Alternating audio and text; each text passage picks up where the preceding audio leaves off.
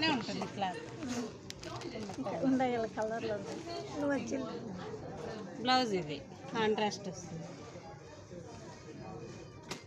Blouse వచ్చేసి ఇట్లా ఇది మీకు శారీ అంతా ఇట్లా వస్తుంది. ఇట్లా బాగుంది ఇది. కానీ అయితే మా అత్తదండి చీర, ఇదైతే మా చెల్లెలది, ఇదైతే నాదండి, ఇదైతే మా అమ్మదండి.